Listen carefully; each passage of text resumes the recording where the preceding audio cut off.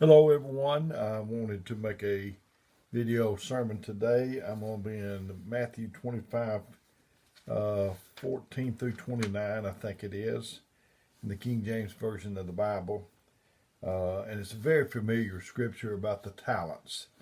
And it says, "For the kingdom of heaven is as a man traveling into a far country, who called his own servants and delivered unto him his goods, unto them his goods. And unto one he gave 5 talents, to another 2, and to another 1, to every man according to his several ability, and straightway took his journey. Then he that had received the 5 talents went and traded with the same, and made them other 5 talents. So he had 10. Likewise he that had received the 2, he also gained other 2, made him 4. But he that received the 1 talent went and digged in the earth, and hid his Lord's money." So if he had doubled like the other 2, he would have had 2 instead of 1.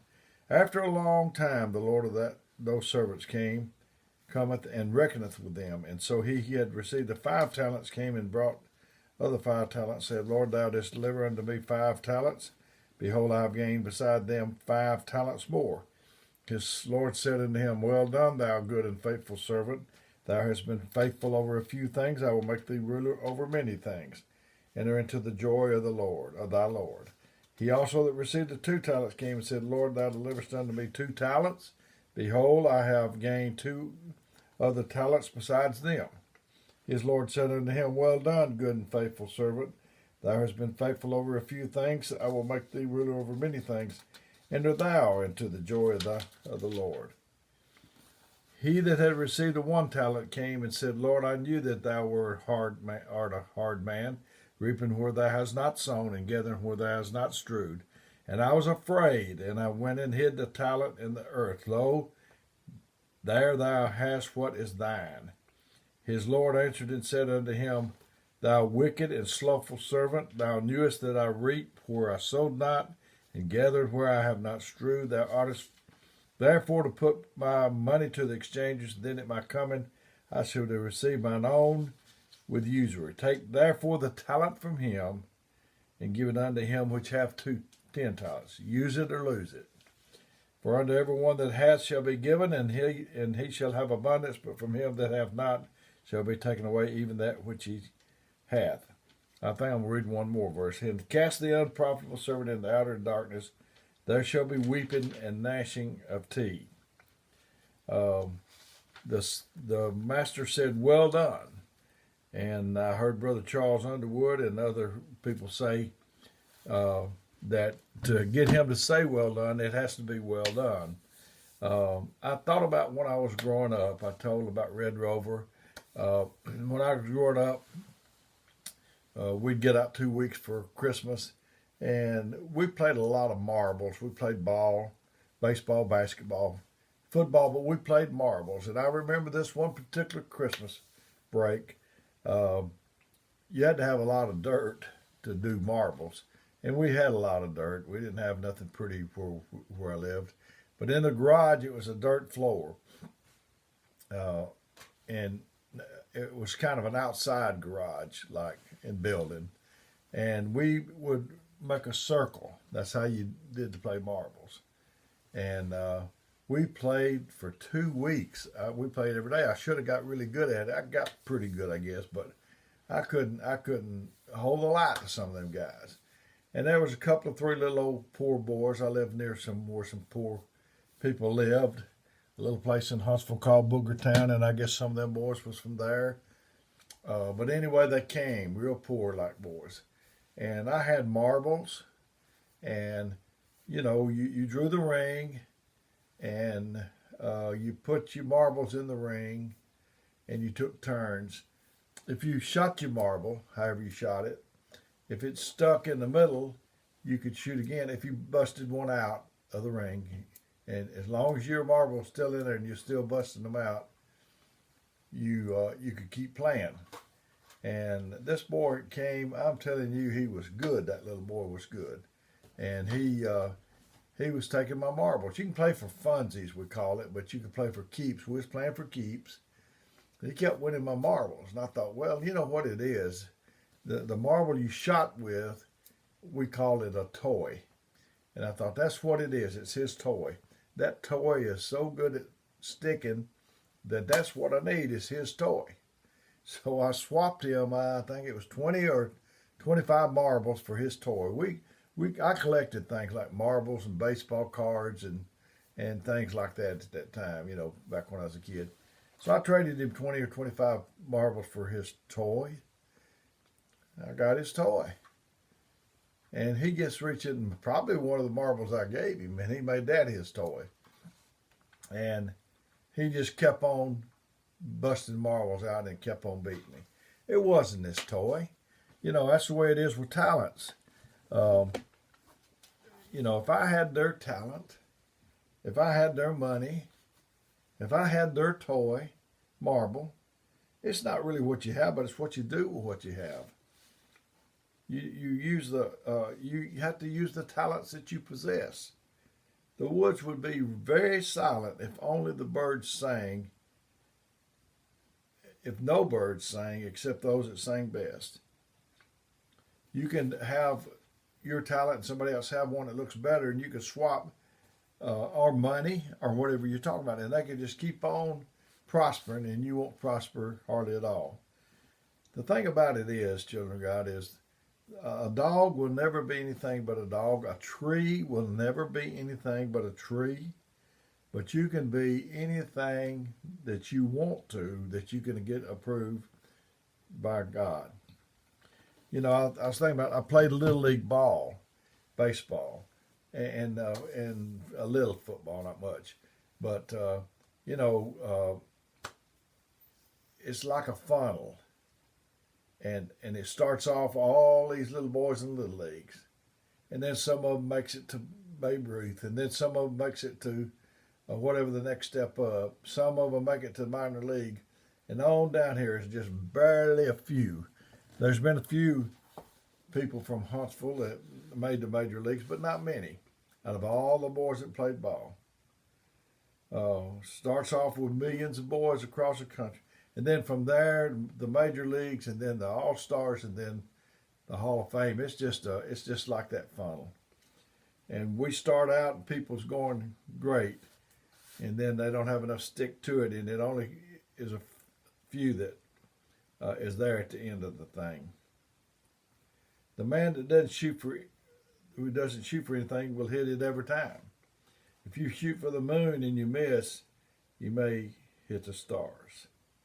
You may land among the stars. I tell our people, I ask them all the time, did you come looking for a miracle? If you come looking for miracles, you may see some. If you don't, that's about how many you're going to see. I thank the Lord for what He's placed down inside of me. He gave it to me. It's not mine. If you ever hear me say something, I don't have nothing that good, but if you see something, hear something that you want to use, just go on and use it. Don't even worry about asking me, because it's not mine. I just borrowed it from Him if I've got anything. But if you'll give it to me, Lord, I won't hoard it. I won't keep it to myself. I'll release it to the people, even as you've given it unto me. I will pour it out.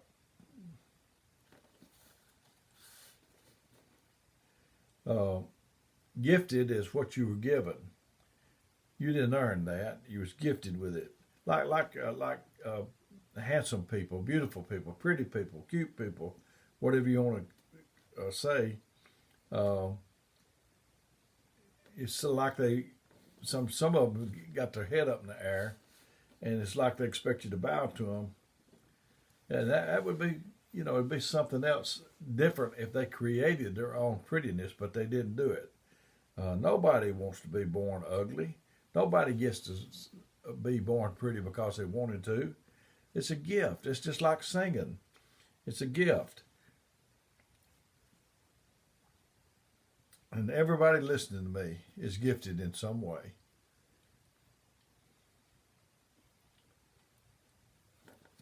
And some of these gifts you can't buy it.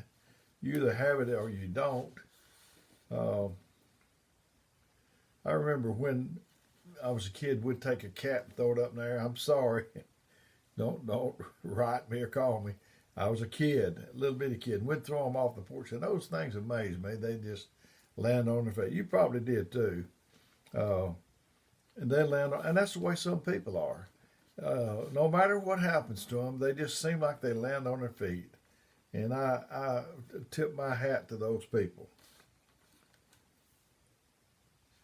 You know, when you bring your gift somewhere, into a room or to the church or wherever, uh, whoever gets you gets access to your gift. It means if I've got a gift and I bring it and you could use it, then I'm an asset, not a liability. That means I will add to you, and I won't, rather than take away from you. I believe we got boxes wrapped up in us that we haven't been opened yet. The servants in the parable about the talents, they're all gifted, but they wouldn't equally gifted. Uh, they weren't supposed to compare their gifts with each other, but they're just supposed to use them. You know, the God is, and keep an open mind when I tell you this. He's not. I don't think it's exactly fair, but I think he is exactly just. If fair would have been to give every one of them boys two gifts, but he knew what they could handle, and he was just in my estimation in giving them because he knew what they could handle. And I thank the Lord for not giving me something I couldn't handle. I don't want something if I can't handle it. I don't want 5 talents if it's going to drive me crazy and I can only handle 2. He gave them all what he's given you, an opportunity, but whatever you do with your opportunity is what separates the men from the boys, the saints from the ain'ts, the victorious from the victor. The master in the parable gave him talents and he left it. And he left them.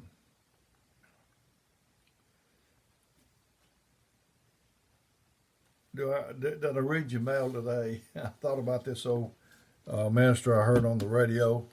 He said, I'm just the mailman. I just come and open it up, and if there's any mail, I give it out to you. He said, now, if I deliver a piece of mail that's utility bill and it's too high, I just deliver the mail. And so I'm just delivering the mail today. I think it must be hitting some of you because it hits me.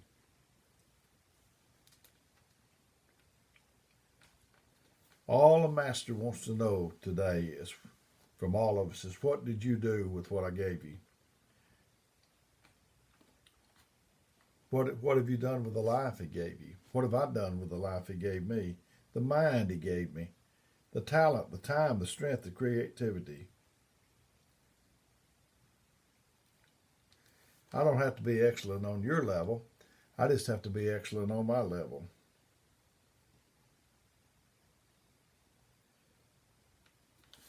You know, old brother one talent, he come up. He hid his talent, but he exposed his fears. Winners have fears too, but they bury the fear and expose their talent.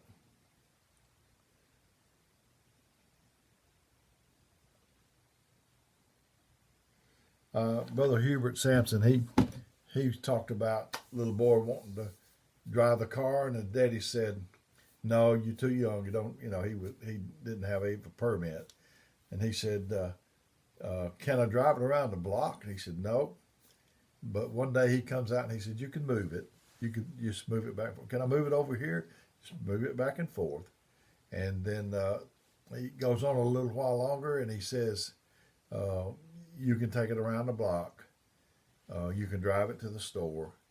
And then he says, "Here's the keys." And that's the way God is. He's wanting to see what you're going to do with what he gives you. God's not looking for ability. He's looking for availability. Everybody is a genius, but if you judge a fish by his ability to climb a tree, it will live its whole life believing it's stupid. Some people want it to happen, some wish it would happen, and others make it happen. Every author, book author, starts with the same alphabet. It's not what you have, it's how you use it. You be glad of your talent. You may not be able to sing, and the singer wants to preach, and the preacher wants to sing. You know, Shaquille O'Neal is a great basketball player, but he just wouldn't be any good as a horse jockey. And a horse jockey would probably be a lousy basketball player, but they work in their field. They both can be good. There's a potential seed of greatness within all of us. And I may not raise the dead. I've never walked on water. Probably I never looked through. But there's so many things I can do, children of God. Don't dwell on what you can't do, but let's just dwell on what we can do. I've enjoyed doing this for you today. If you need me, my number is 256-508-4410. And I might not get back to you right away, but I'll try to get back to you. And I care about you today. I care about whether you make it or not. And I care about whether you do good between here and there until the end and when we get to judgment. I want us all to be a help and not an asset. I love you. Until next time.